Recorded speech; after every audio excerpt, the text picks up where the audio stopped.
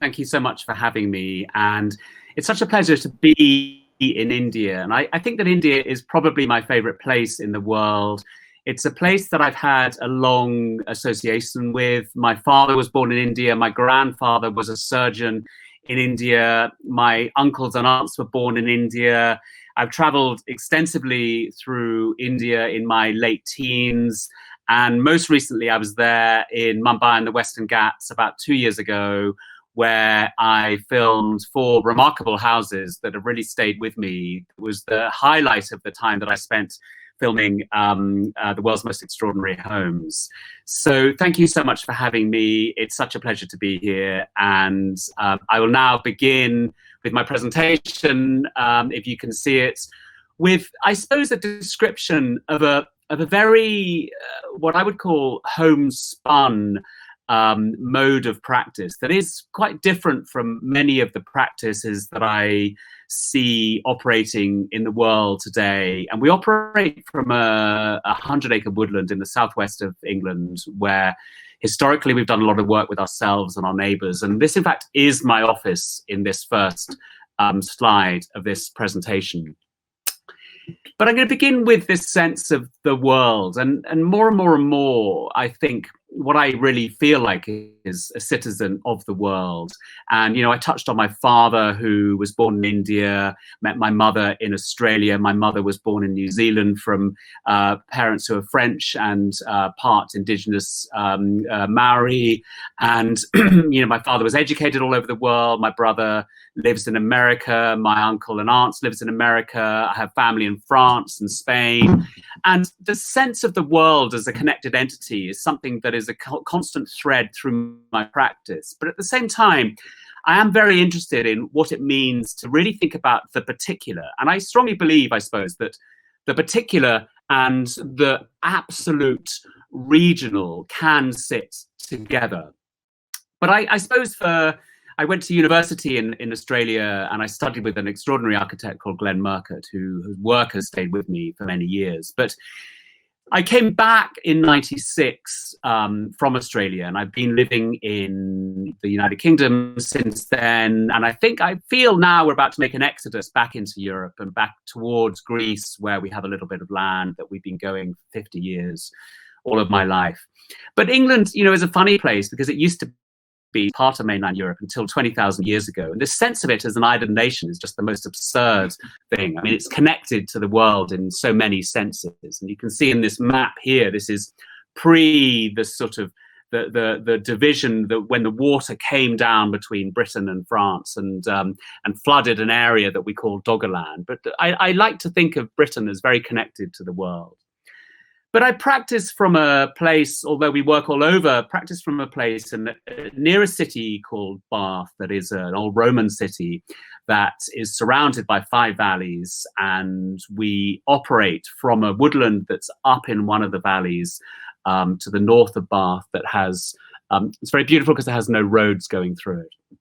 And I'm speaking now from this woodland that you can see on the hillside in the center of the screen, the top of the screen. And the house that we built that I'm going to describe first and last in this talk is at the top of the screen. And I'm sitting in the middle of the woodland in a studio that we built with our neighbors and friends. And over the years that we've been there, we've managed to acquire the woodland that you can see around the house. And it's been a sort of sketchbook for the practice, that we've sketched out our own ideas in this woodland alongside the many other buildings that we've done for other people. So this is standing opposite across at the woodland. So all the woodland along the top of the hill and down to the bottom of the valley is the woodland that we have sort of sketched out these ideas that I described over many years. But the woodland historically was part of a country estate that was split up in the 1960s. Bought the house 20 odd years ago. It was a very small piece of land. It was very cheap. I hadn't graduated, I hadn't been an architect that long. I was a young architect. We didn't have much money. And we bought the house and a little bit of land that we had then for very little money because you had to walk down to it through woodland. And that was really interesting to me. So this is what we bought in about the year 2000, 1999 perhaps. And we've been there ever since, doing various things. But the house that we bought was interesting because, of course, in some ways it's in denial of where it is. On one hand, it has taken the stone from the ground and used it, but it has no understanding of where it is, no understanding of how to build on highly shrinkable clay, how to build in the context of moisture-hungry ash trees, and how to deal with issues like weather, climate, geography, geology, and all of the things that Glenn Murcutt showed me. So this is the context looking down from the house towards Bath at the bottom of the valley, towards Salisbury Hill that Peter Gabriel wrote about, opposite, which is an old Roman fort, and across towards St. Catherine's Court, that's an Elizabethan house. So this is standing in the bottom of our garden looking across the valley, and our land goes down to the bottom of this valley.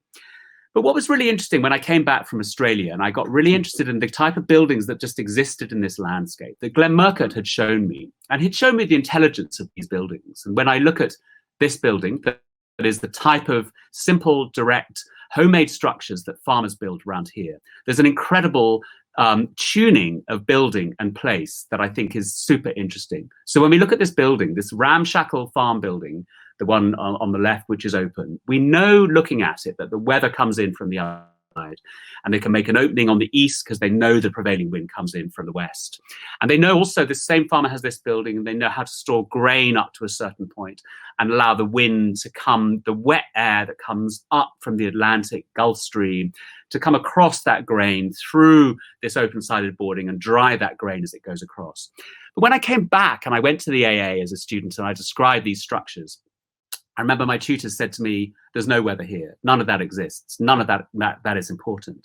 And one of the gifts that I had was being in Australia, where that stuff was considered important. And I felt in this country like a fish out of water, being interested in these simple, direct structures. And this stuff, this palette of material became the palette of material that we used when we built this house, when we extended this house 20 odd years ago.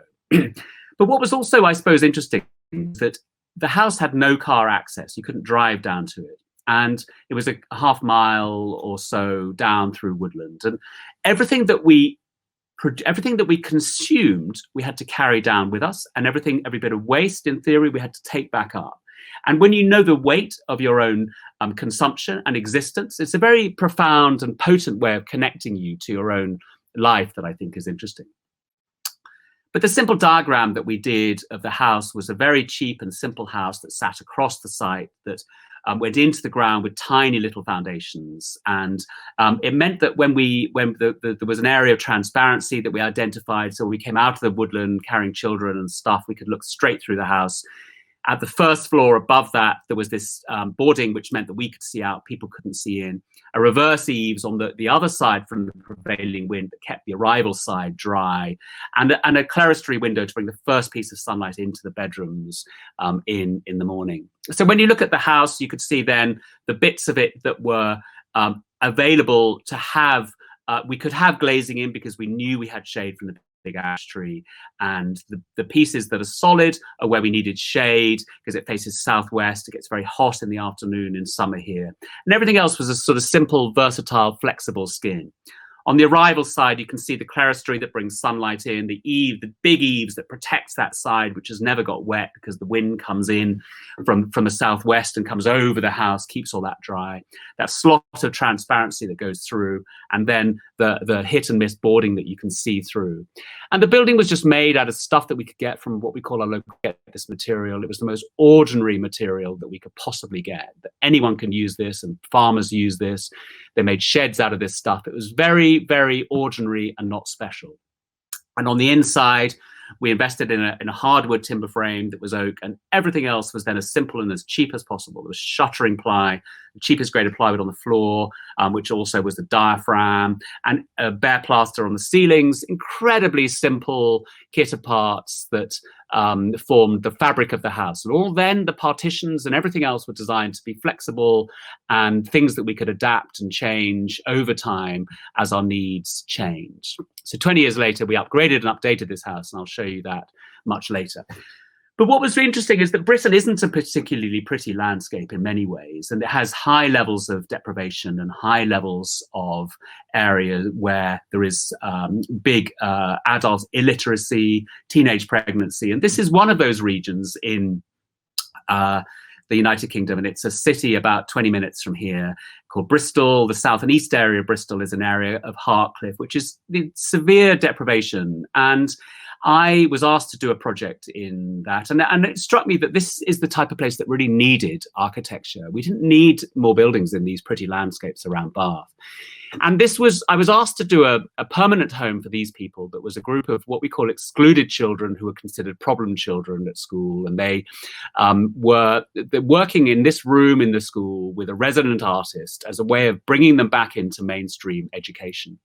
But this is the context of the place, and this is the way that we as architects would treat people. We'd cover them in razor wire and ask them to keep out. And also, in a way, we were reflecting back at a community the worst aspects of itself. So how can we build in this place? I mean, how can we build in a way also that allows the life, the patina of life, as I call it, to be invested in the building and to be present in the building and not scrubbed off the whole time. Where I was teaching in an architecture school at the time, and every evening the porters would come along and take away all the marks from my students. Well, I thought, how can we make a building that actually allows that stuff to exist? This is the context.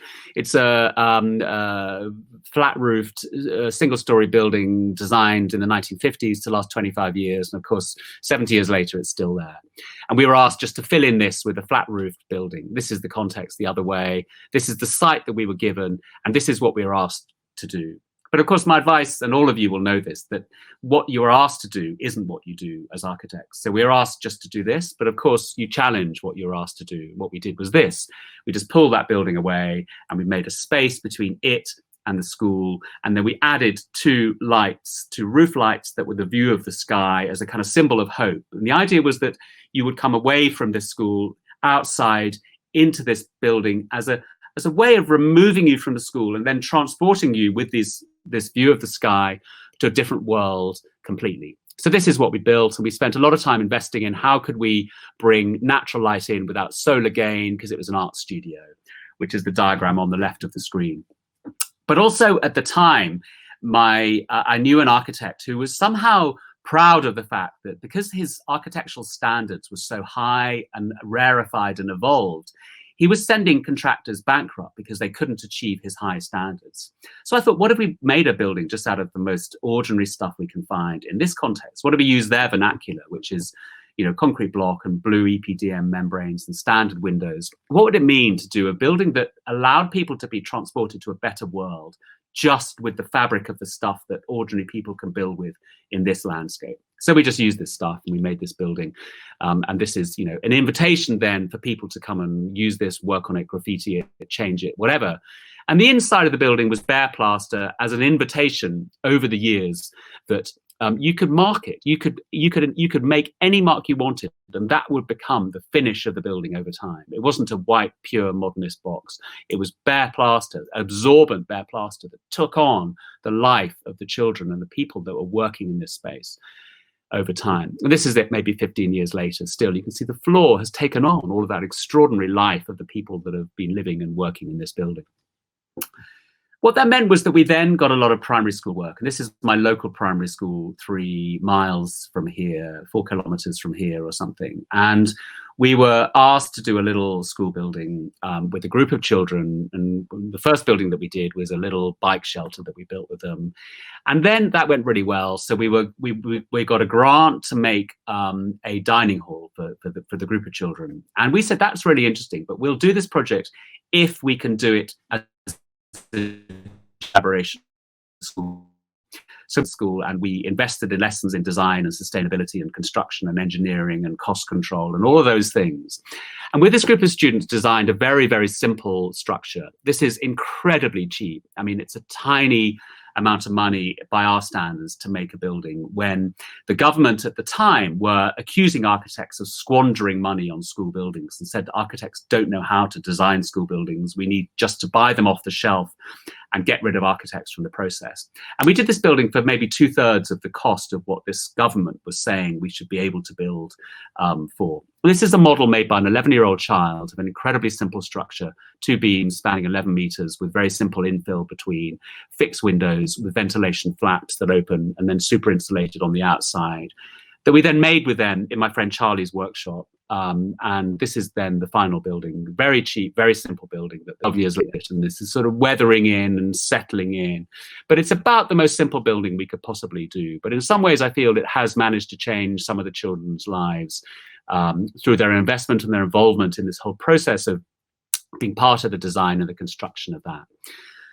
Very quickly, one of the life-changing things that I've done as an architect is teach. And as we know, when you work in a university, most of the projects that you do are what we call virtual projects. Even if they're real drawings, they are an approximation of a building. We work in code space. We don't make a building. We make an approximation. We make information for making buildings. And I think that's a big loss. And a lot of my practice has been invested in making our own buildings. And the project that we set up, the program that we set up maybe 15, 16 years ago was called Studio in the Woods. And it sort of sprang out of nowhere. It was a group of people that got together. And what we got together, sharing ideas, eating together, being together, inviting people to talk to us, taking material from a place, cutting it and milling it on site to order, and then building with it quickly on site is the most amazing thing. And it's a richness that has underpinned many of the buildings for our own practice and many of the buildings that we've done for other people. The simple act of taking a material from a place, milling it, working with minimal drawings, with simple techniques, with stuff to hand, and making in a very direct and quick way sketch-like structures that allow us to explore ideas at one-to-one. So we spend a week every summer doing this project, or in fact, we're only building for 3 days. But we've learned an extraordinary amount about construction and the choreography of construction, and how a building like this one are people coming together to simultaneously work in real time as a kind of, I think of this as a kind of performance that happens when these people come together. We make this stuff. And what's really extraordinary about all of these projects is that they move us on as architects from pre-imagining something, transacting it, giving it to other people then to build. We discover these projects through the choreography of building them. And I think that is an extraordinary thing. So my PhD has been all about this whole process of building, making, designing through making. But because of that, the reason I'm telling you that is that because of that program, I got a call from the AA to help them establish a new program at Hook Park, which is a woodland in the south of the United Kingdom of 400 acres, where there'd been bequeathed this woodland as material to build with, to research with. And over the years before we were involved, Fry Otto, Bura Happold and ABK had done a series of experimental structures that took woodland thinnings and worked out how to use them in big span construction. This is the workshop the AA had in that, which the AA then used just for small, week-long programs. People come and make stuff. I didn't really know what to do with this woodland. So Andrew Freer from Rural Studio came over and ran a unit where he, with his students, designed a master plan. And the master plan, in a way, it's a kind of dumb master plan. We think of it as a kind of expo site. But on the left of the screen, you can see a 500 square meter big shed. We called it an assembly workshop, which we thought we'd build first, and then we could build everything else in that. And then, what we can see is a student village and a staff village. But what this master plan allows a way of getting what we outline planning permission for us on the premise that it was built with timber from the site with students involved in construction. And it was an extraordinary program to be involved with. And the first project that we built then was the big shed. And this was a student model. And this idea was that you could take a person-sized component and use it in big span construction. You could take a person-sized piece of waste timber that would have been pulped or burnt and use it in construction. So this was the first student model, and it was designed as a space frame. But as we started looking at the connection, we'll all know, of course, that with timber construction, the connection is the most important bit. It's not the member, it's the connection. And what we didn't want to do what most people do on the top left, which is get a very expensive type of steel connection with flitch plates, or there've been other approaches at Hook Park. We wanted to move on. So what we invested in was this idea that we could just take a very standard house builders, take away the steel, and allow students to build it with limited skill. So this is us doing pull-out tests up at Bath University, in fact, using this standard screw, pull-out tests, working out how many kilonewtons of force these screws could take.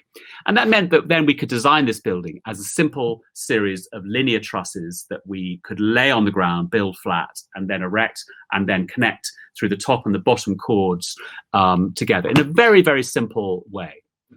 This is doing deflection tests, looking at juvenile 14-year-old timber. And this is then looking on site, making those trusses, and then beginning to erect those trusses and then clad the building. So this is a building then with students working alongside a main contractor, who is my friend Charlie Brentnell again, with my office supporting the project in terms of all of the technical. So a genuine collaboration between practice and academia that I think is really interesting. And I changed in a way my role from tutor to executive architect for this project, about a third of the way through it, I guess. And this is it, all of the timber, waste timber from the site, as in timber that would have been pulped.